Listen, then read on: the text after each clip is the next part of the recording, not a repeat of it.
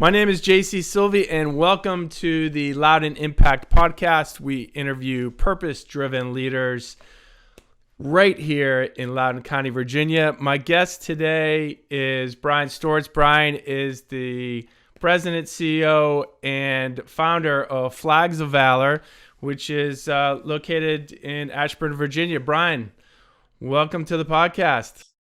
Thank you. Thanks for having me. Appreciate it. So Brian, you've already been to the White House in the past, but your business partner was just there earlier in the week. Tell us about that. Yeah, we do a lot within the U.S. Chamber of Commerce, especially the Small Business Council. We joined with them 4 years ago, and because of my business partner, co-founders, heavy involvement with the U.S. Chamber, especially during all the PPP and the grants, they invited him to go speak on our company's behalf. So it was surreal. I mean, when I went, it was crazy. And I told Joe, my business partner, I said, just soak it in, because, at the end of the day, like, you're sitting in the White House, you're in the West Wing. He was at the press podium. I mean, he was at the podium speaking, and was given the mic to just speak freely from the heart. And he didn't even know he was doing that. So that's cool. Yeah, it was crazy. Was he talking about the PPP or specifically about Flags of Valor? What was he talking about? Well, both, actually. They were very interested in our company, not just from like American manufacturer and a veteran-owned company, but also how did the PPP impact small business? So he was there to speak on our behalf. It was awesome, and we got a lot of support from it. And obviously, anytime you go on social media or national media, you get a lot of exposure and emails and sales, and especially during these crazy times. So we're grateful. I mean, we got granted the PPP, and people keep asking us, we've heard small businesses struggle to get PPP. Was it hard to get it? And he put it perfectly. And what we say is, we're just happy that we got it. I mean, somebody gives you money and then you have to pay taxes on it. You usually don't just, complain about having to pay tax on free money. So it's a lifeline for us. Yeah, I'm glad that you guys got it. We're kind of jumping ahead of ourselves a little bit, Brian. Talk a little bit about what you guys do at Flags of Valor. And for those on the podcast, Brian and I are both on screen with a big American flag in the background.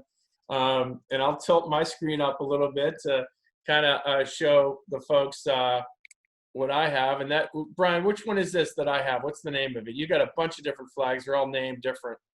That's our home front flag, which is in honor of all those that stay behind while we're deployed and hold down the fort. I mean, I tell my wife all the time, the easiest part for me was deploying. It's the men and women that are at home dealing with life and kids and school and everything else that's going on, as you know very well.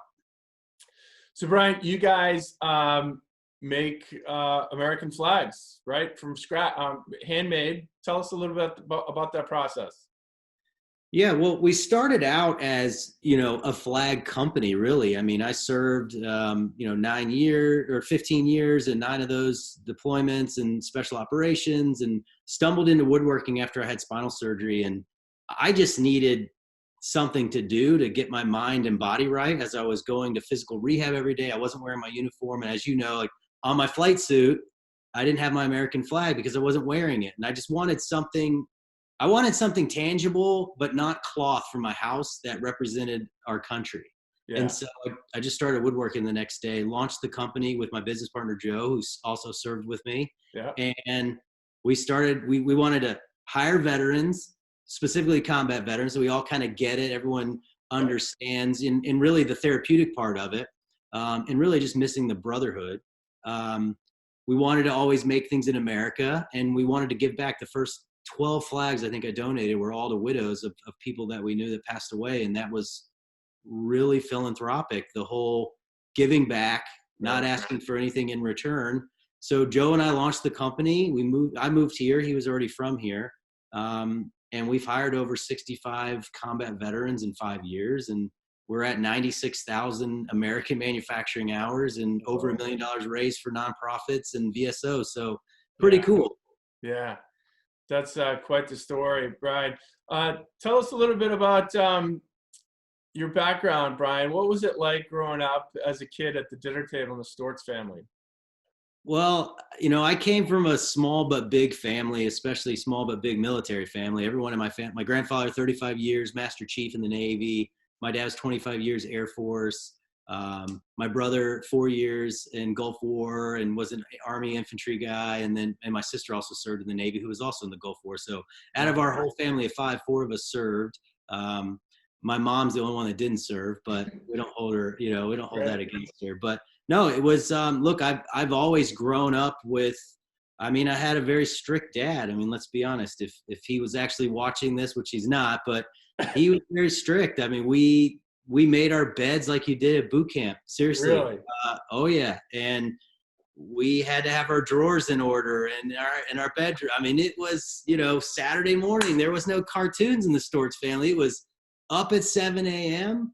doing house cleaning. Every Saturday we cleaned the house. Then we went outside and did yard work. Got done probably around noon, and then played for 2.5 hours before we went to Catholic Mass on Saturday night. So that was our childhood. It was fun, but it was, you earned it, right? You earned.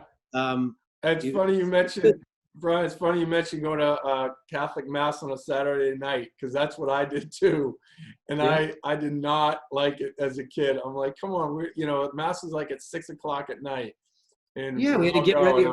And not to mention, all your friends are usually at church on Sunday, so you have no one to play with in the morning on Sunday morning. That was a blast from the past. That's funny. Yeah. Yep. So you ended up in the military, obviously, from a military family. You talk a little bit about being a combat vet in Special Forces, and tell us about that a little bit more. I started out in the Army. My dad wanted me to go into the Air Force. He thought that was a better career path for, an officer. And of course, I didn't listen to my dad. Who wants to listen to what their dad tells them? And I just wanted, especially your dad was making you make your bed every morning. You're right. So I was like, you know what? I'm going to go follow my brother's footsteps. I want to go jump out of planes and shoot guns and try to be an Army Ranger and go in the Army. And I got an opportunity to go into the Army as an infantryman, and was in the 82nd Airborne as a paratrooper and jumped out of planes and did that for 3 years. And it was awesome. And I got out and went to college. And I wanted to get into business. I wanted to get into sales. That was really my goal. I always liked networking and business. And I just didn't know what I wanted to do. And so I'm going to get a business degree and go to college, and went to college on the Montgomery GI Bill, college fund. And then 9/11 happened, and I was pissed off just like everyone else. And so I wanted to go back in, and I knew if I went back in immediately, I probably wouldn't ever finish college. So I wanted to finish my degree. And actually this time, instead of jumping out of planes, I wanted to fly them. So I finally listened to my father and got an opportunity to get in the Air Force, and then joined Special Operations. And I did that. I was deployed down at, I was stationed down at Hurlburt in Florida in the Panhandle. C-130s? No, I flew U-28s. It was an intelligence, surveillance, reconnaissance aircraft. And we supported some of the best, elite units in the Army and Navy, and supported them from 5 miles up. So it was awesome. I actually ended my career back at Fort Bragg working at USASOC for Army Special Ops. So it was cool. Like, started my career in the Army there at Fort Bragg, and kind of ended it. So So you had a spinal injury. Was that a result of an accident in the military, or it was? I got injured when I was deployed, but it wasn't truly combat related. We were actually supporting some troops, and they were, under fire, and we needed to go back and get gas, and there was no one else to backfill us. So we were bingo fuel, as you know, and flew back, refueled. And as we were refueling and needed to get some equipment onto our aircraft, and I had a new guy in the back. One of our navigators was new, and long story long, he took a little while longer than I wanted him to, especially because the reason we needed to get back. And I threw some equipment in. I thought I tweaked my back, to be honest with you. For a year, I thought I had a pulled muscle in my back. I was locked up and immobilized, but I didn't know. And, military medicine isn't always the the quickest to find the solution, and it took a while, but it ended up being my C6, C7. So you're back home, you're rehabbing your back, and you're are you a natural wood maker? Do you like working with wood? Zero, Jason. I literally didn't even know how to use half the tools that I had in my garage. And again, my dad had given me tools really the whole time I was in the military. Like, what do I get Brian for Christmas? Hey, Dad, I want some tools. Like, I don't know, I'm a man, I need tools, right? But like, I didn't have time to use them. I was gone, 250 days a year. So, no, I got injured. I was like, you know what? I need something to do. Somebody told me to go like make a flag, and I just went out in my garage and started woodworking, and literally self-taught. Like, watched a bunch of videos, back and forth to Home Depot, went to Michael's, talked to every person that I could talk to about like distressing. And I mean, this is real manly stuff, but like distressing, antiquing, glazing. Like, how do I make this piece of wood look like this? And I mean, I loved it. Like, time flew by. I mean, this is when I had a neck brace on. I remember every day in the Florida heat, outside in my garage all day. Couldn't stop doing it. I loved it. That's so cool. And the story's even better knowing that you had no experience with woodworking. I love it. I'm pretty sure. I'm not pretty sure. Even to this day, we still do things unconventionally because of the original set of flags that we make. Right. Nobody that makes flags now or knows anything about woodworking is like, what are you doing? This is not right. Like, this is the way we like. That's why it's unique. Exactly, and so they're all unique, right? Absolutely. I mean everyone every flag has something different. It's made by one person, right? I mean, it's one of a kind. Yeah, I mean, the flag you have, the home front, and I have a different version, black and white, the subdued one. But absolutely, guys are carving them with their hands, and yours has knots that mine does. It's not different wood. I mean, it's the same wood, but no wood is the exact same. So, because it's real, and it's not flooring. That's vinyl planks. So, absolutely, it all has character, which I think is really cool because no one of them is. They're all different. Yeah. And the people that are making them are all different. They do them in their own way. Even though we have standards, sure, you still can't get it the same way. Yeah, no, that's so true. And I love the business model. When did you really start thinking like, hey, this is a legit business that I could do for a long time? I think so. So Joe and I launched in October. We had 4 employees, and I guess 8 months later, we had an opportunity. We went on the news, and we're like, holy cow, the next day after going on national media, and you've got, at the time, we had hundreds of orders, and we're like, oh my gosh, what are we going to do? We can only make like 40 of these things a week, and we need scale. And we just kind of grew month over month over month over month. And we're like, wow, we're not even going to shows yet. We're not even messing with wholesale or retail, or we weren't even doing B2B at the time. No business to business at all. We're just growing a network and trying to make it. And again, the luxury of being in Northern Virginia, I mean, it's expensive. So that is the downfall of starting a business. People ask us for business in Northern Virginia. Like, now you say it, we didn't really have the greatest strategy on starting. We just thought, like, well, this is a really affluent area. We got a lot of government, military, there's a lot of businesses. So it's worked out well for us. It's actually huge. Like we, as you know, obviously we've toured with Inside Loudon, your facility there in Ashburn, and it is huge. And I love that flag that you guys did that, I don't know, it's like the size of a room. It's like 20 feet by 15. Where did that go? It's still there. So we built that flag originally. It's about 15 feet tall. And we built it to actually use as a door, like a huge barn door that slides in between our workshops there. Yeah. And it's still there. I mean, it's massive. It's actually, we're trying to move it out to Winchester where everything's manufactured now. We have a huge facility out there, and we've been debating, like, should we sell this thing? I mean, it's massive. And Yeah, we have a couple breweries that are interested, but we don't know. Who knows what we'll do with it. Right. Yeah. But yeah, it's awesome. Who has the first flag that you ever made? Who has that one? One of the widows that I actually have number 2 at our shop, but the first one was to the widow that I gave to on like June 7th. Oh my gosh, that must have been rough. Well, it was hard. I mean, absolutely. So like, I didn't know what to expect. I've never done anything like that in my life. And the fact that like, I'm going through this crazy time in my life. I'm injured. I'm not deploying. I don't really know what the certainty of my career is going to be in the military. And at the time, I'm like, that's all I wanted to do was serve for, 25, 30 years. And that really the normal transition for me, especially being a pilot, was to go into the airlines. Right. And I was down for all of that. And then I was like, I gave her the flag, and, it was obviously very emotional for her and for me too, but just the whole, like, I just made you something and I just gave it to you. And there is no like, what's next? It's like, no, this is yours. Like, this is from me to you. Yeah. That's it. Like, thank you. And it was awesome. So like, I wanted to duplicate that feeling like over and over and over again.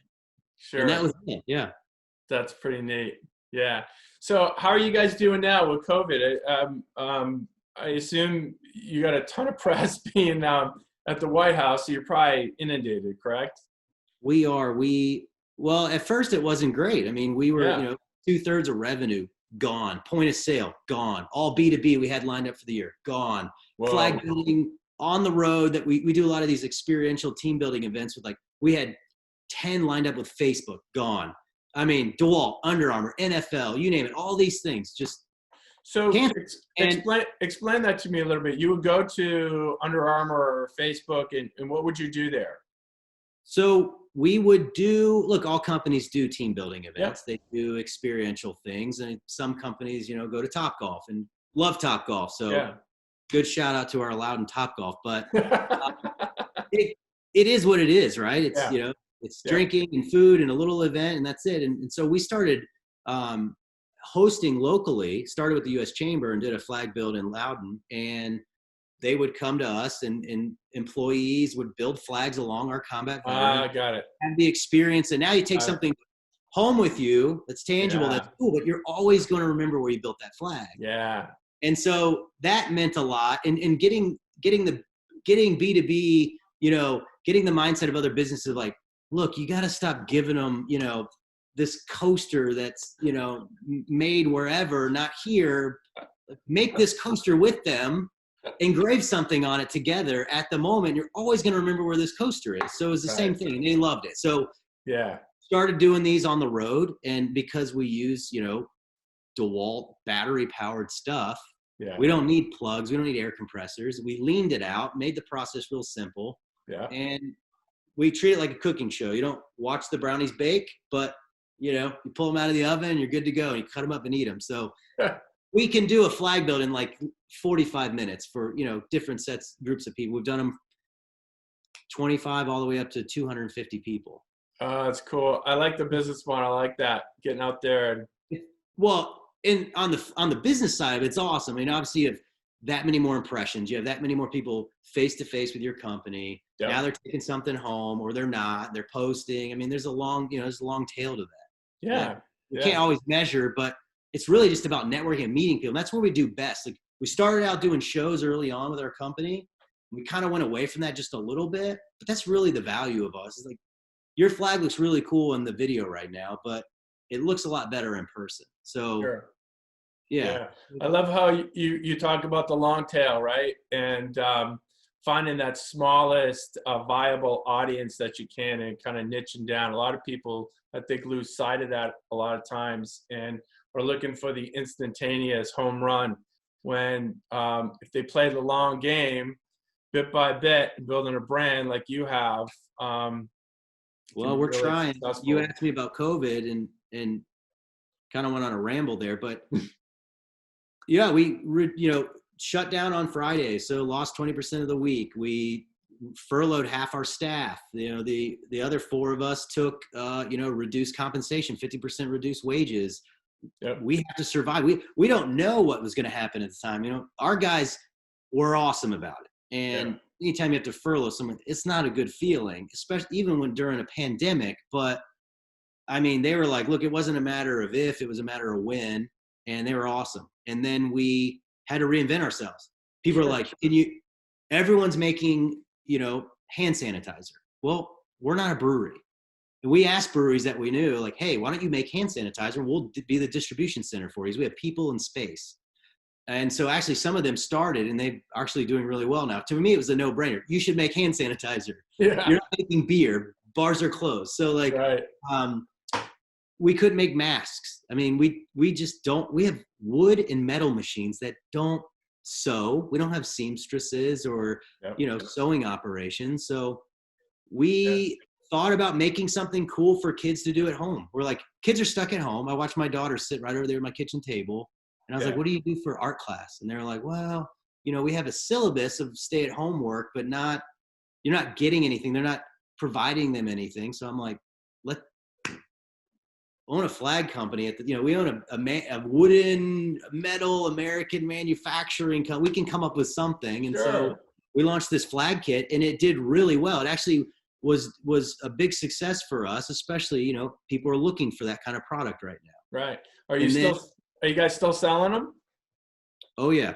We're a little behind. I mean, we were running our laser machines 2 shifts right now just to catch up, which is great. I mean, we brought our guy back immediately. So like just launching the flag kit brought us back a full-time guy and then another guy to run the machine even longer. Oh, so that's perfect.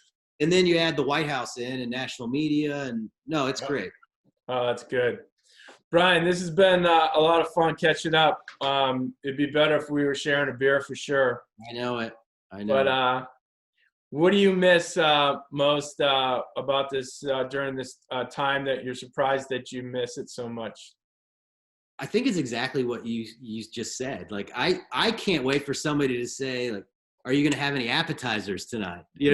I miss the whole, like, I just like being out. I like to, inside, inside loud, like, it's the networking. It's just being around people and family and friends that you miss. And you again, look, you take all of it for granted.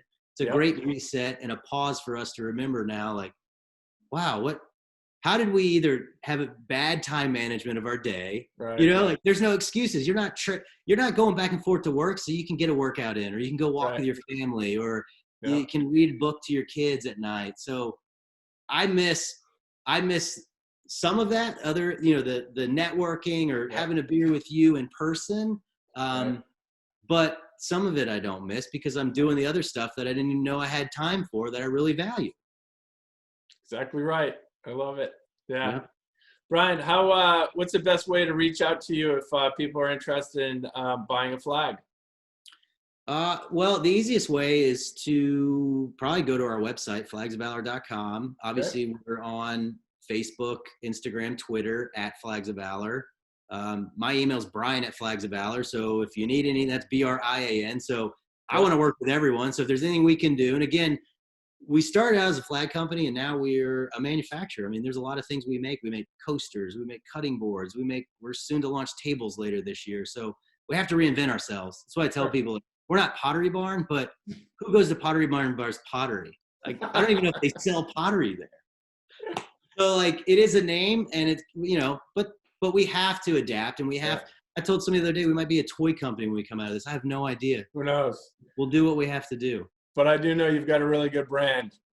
Well, thank you. We appreciate it. Great brand. Brian, thanks for joining me. Appreciate it. Of course. Thank you. Talk to you soon, and let's grab that beer. All right. Sounds good.